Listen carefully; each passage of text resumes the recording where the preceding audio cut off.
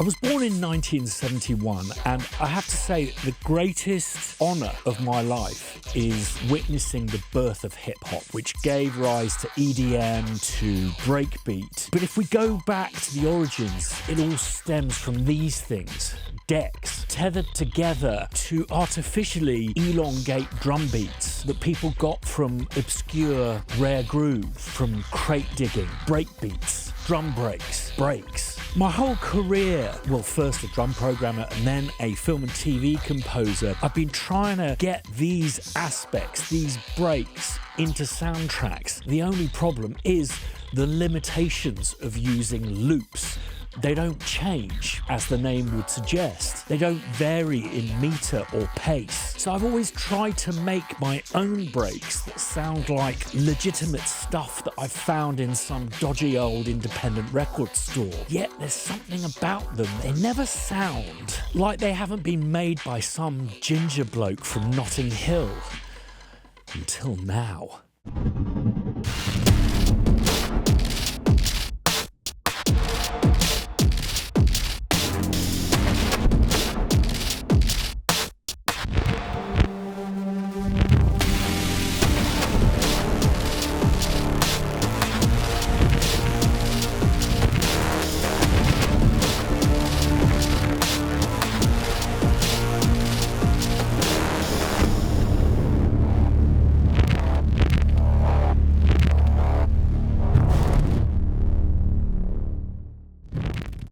Typically, for an Englishman, I don't show my emotions. Certainly not anger or rage. That I save for watching the soccer on the telly or take it out on a meat pie or something like that. So, because we're going dark, I may as well start dark.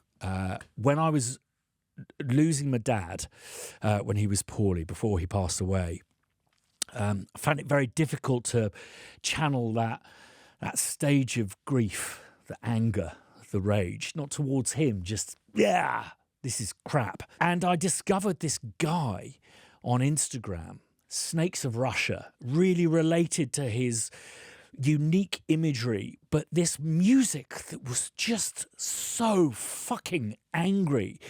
And it became a conduit for that anger. I could kind of cleanse and purge it out of me through his music.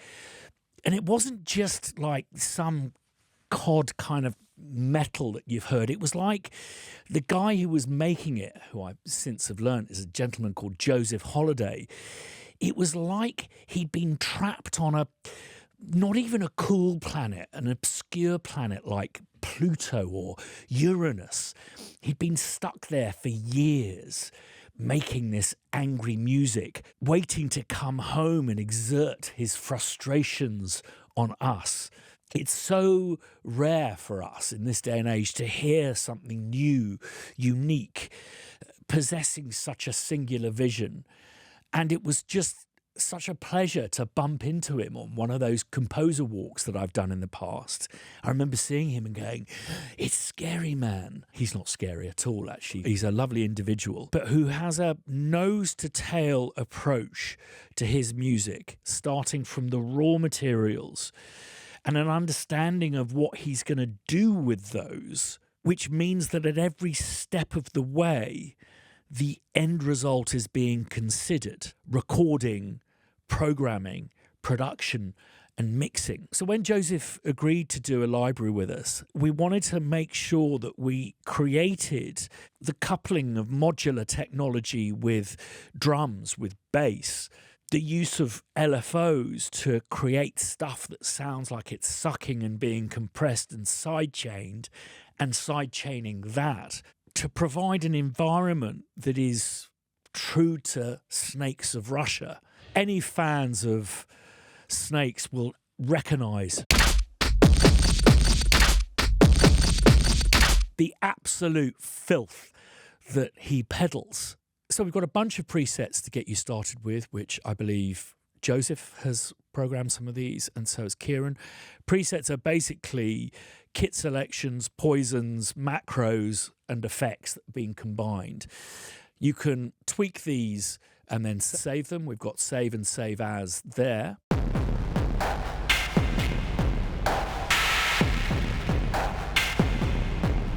But for the sake of this presentation, what I'm going to do is just go to the default preset, which is like a blank slate, and take you through stuff moving from right to left. So we've got 33 kits, 33 basses. I'm going to concentrate on the kits for the first part of this. Let's go for the 33 kit.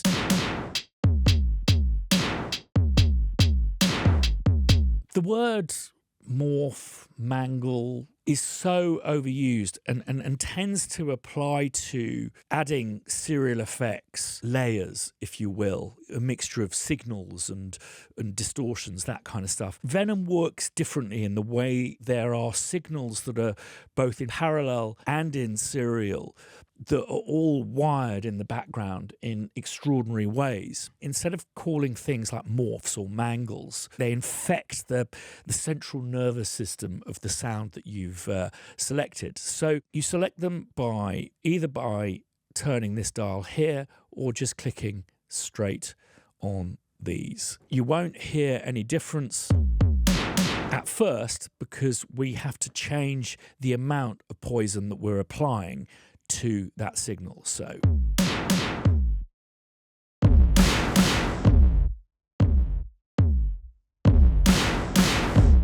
and I believe Doll's Eyes is some crushed tape. And then these are going through some bass amps recorded in Los Angeles. God, it sounds like there's a lion in there. Wolfsbane, which is a small space. This isn't reverb, this is actually a reamping in a small space. And the thing that small spaces do is kind of multiply the signal, make it that much bigger. Whilst that sounds like super stereo and really wide, but also a bit reverby, wait till you hear what happens when I start messing around with the macros and the Venom button. Corncockle is the same space but recorded at distance.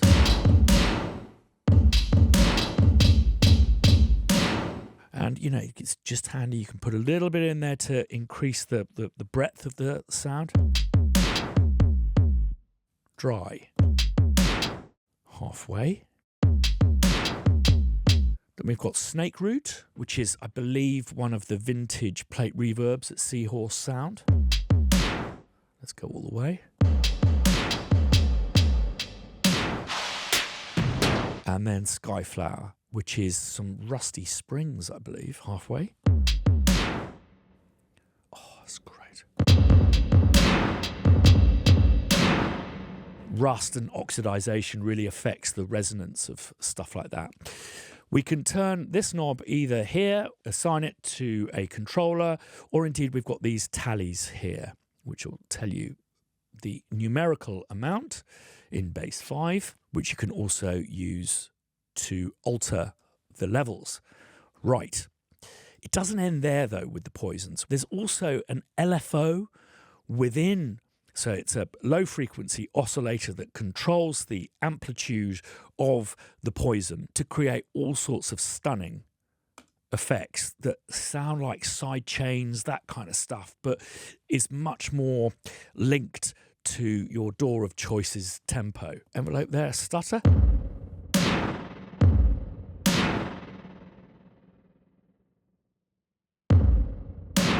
See if I change the tempo. Or right down.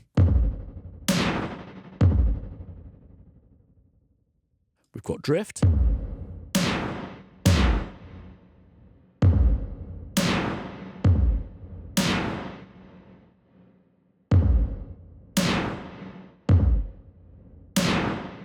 Wave.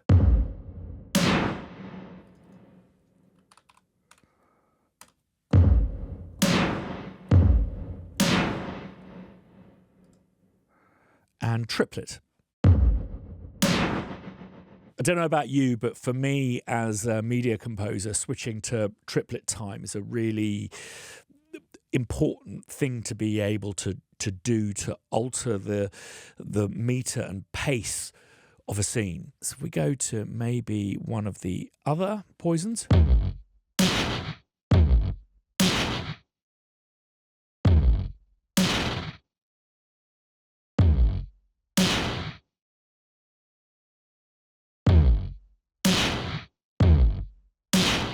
Now, those effects may seem subtle at the moment, but the minute you start applying these macros, all sorts of crazy stuff is going to happen. Running from the top to the bottom, we have a bidirectional filter.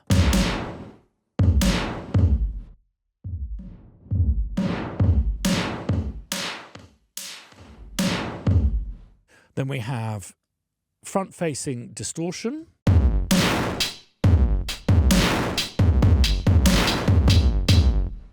Let's slow this right down so you can hear the impact of those wave envelopes on that signal. And then combine it with this mad compressor here.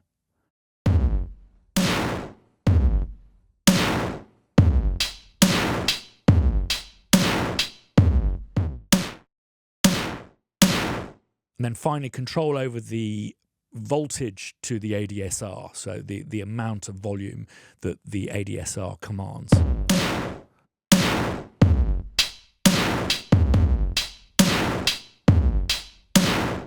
Let's just turn it up to slightly more obvious.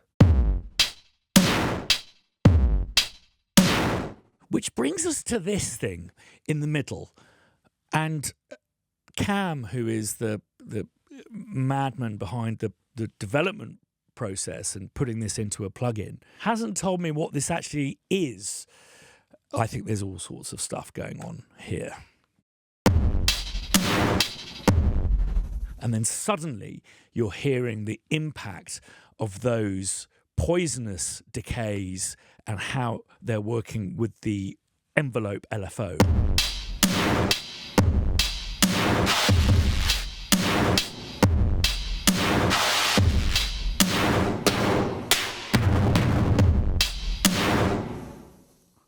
Let's have some fun with another kit.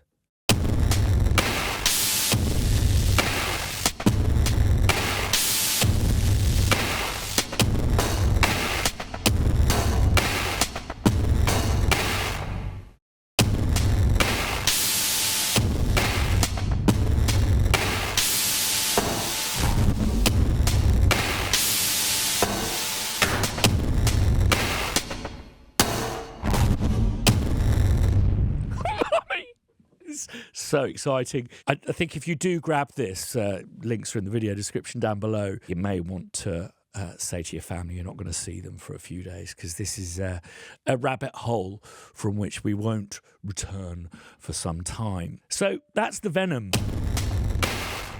It does that. Let's find another kit.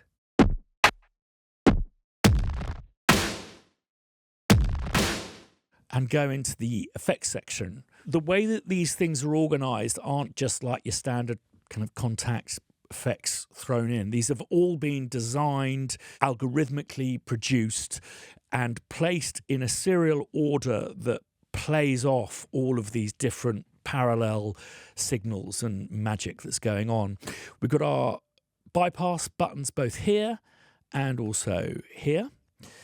And let's start with Redux, which is a lo-fi bit crusher. Won't make much difference until you bring it down. So bringing the quality down.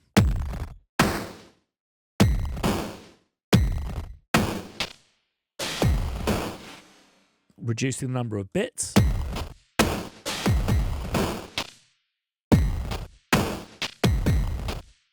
And I have to say, when Joseph laid his eyes on this GUI for the first time, he went, you can automate all of this. And it was like, absolutely.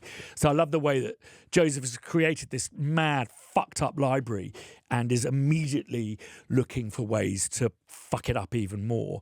And I do think assigning stuff to various controllers or automating is going to be a way of creating just amazing, not just breaks, but drum parts, drum symphonic, moving with the picture in ways that I think will surprise your listener. Crush introduces, I believe, a bit of jitter to the bits. I don't know what that means.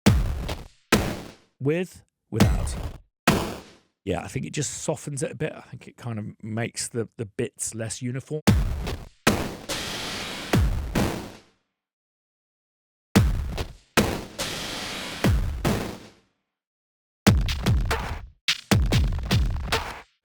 Let's get some, as if there's not enough dirt there already. Let's put some dirt on. There's various types of dirt. Let's just turn it up for good measure.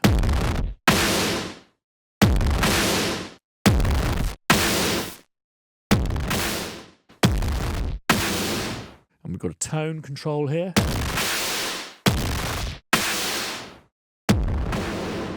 We've got space, which is a reverb from stage. Turn that all the way. Hall Epic. You can adjust the size here.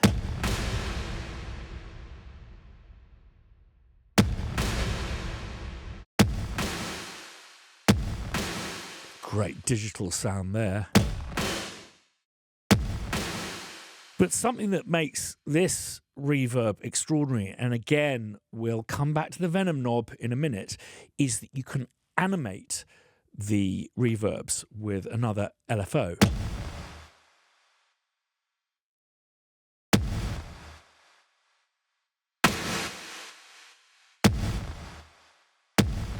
And this amount knob will affect the amount of kind of virtual voltage to that LFO.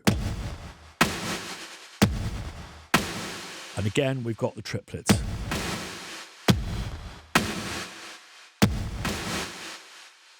Onto delay. Different types here. Ping.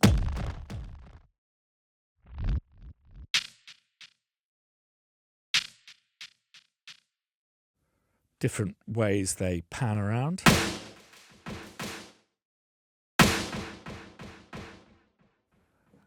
A tape delay. And switch back. Let's go complex.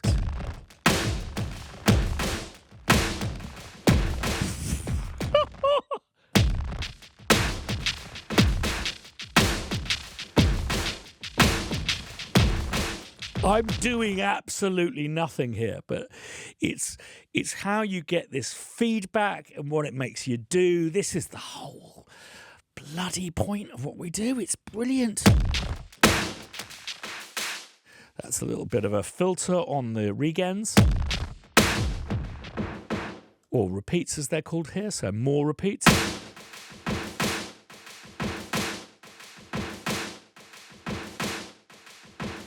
Off to the pub whilst that's dying out, and then how it locks to your door.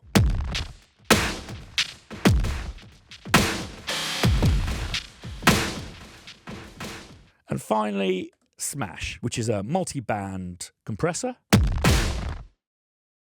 Let's turn that up full. Let's turn these down, see what happens to the bottom end.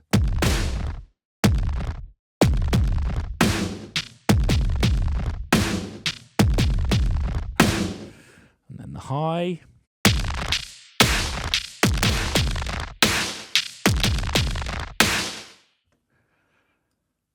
And then mid. Hold your fillings in.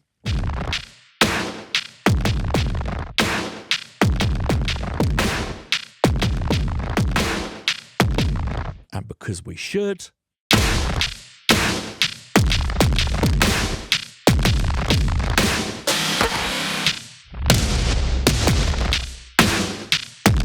we put all these monkeys together?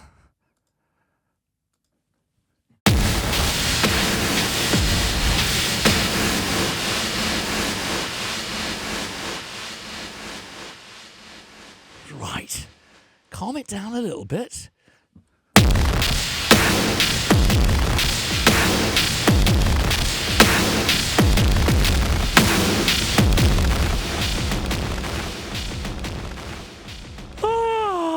This is so much fun. And that's without the poison.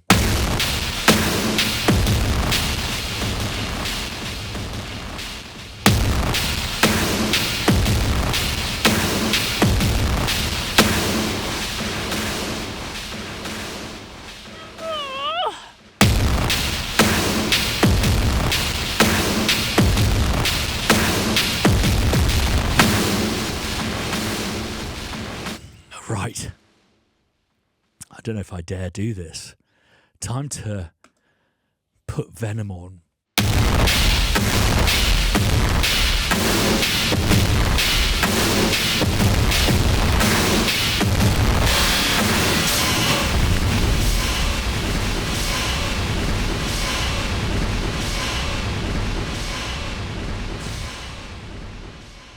Oh, you are ill. I don't know what more to say, really, other than, just like, Joseph, thank you. Thanks so much for this.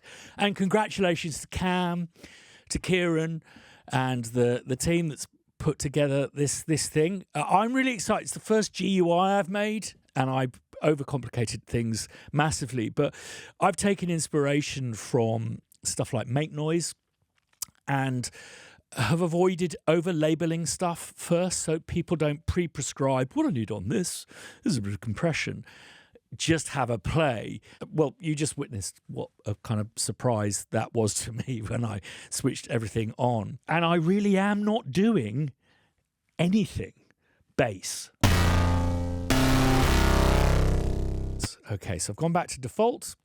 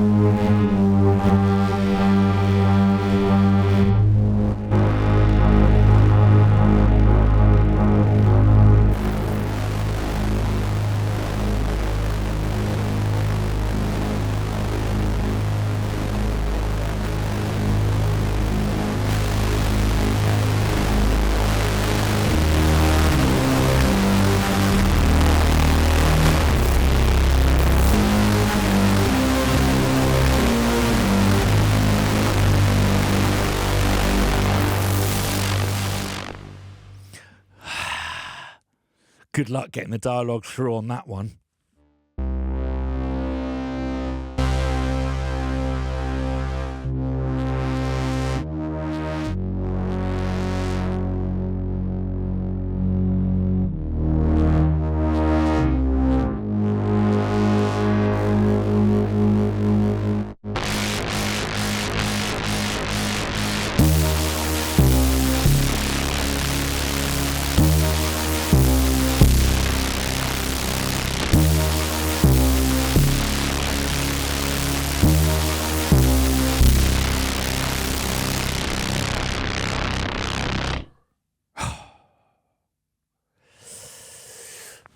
Yeah, I'm high as a kite off this stuff because it is about providing something new, something useful, something that integrates into our music, not makes us make other people's music, allows us to take the essence of our music and to manipulate it and change it to picture without necessarily changing the music itself. It allows us a window into Joseph's very, very dark head, but also his amazing approach to technology and how it can be used artistically is the way that I would put it. And I hope he agrees that the Crow Hill team has done him proud, housing and containing as much as we could his amazing ideas and approach in this plugin, of which there is way more information, a user manual, and also a campaign book which shows you how we arrived at the GUI that's been created. I'm going to be doing more videos about this and more videos about the making of this library because it has been an intensive and I would say artistic process, one with many kind of blind alleys that we had to reverse out of to get to this, which is something designed for creatives, people who want to create and bring their music to life and be dirty as fuck.